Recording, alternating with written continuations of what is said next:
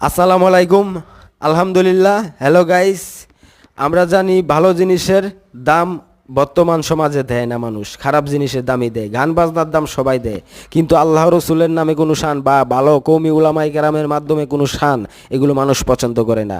এবং আমরা জানি মাওলানা হাফিজুর রহমান সিদ্দিকী হুজুর বাংলাদেশের একটা নক্ষত্র।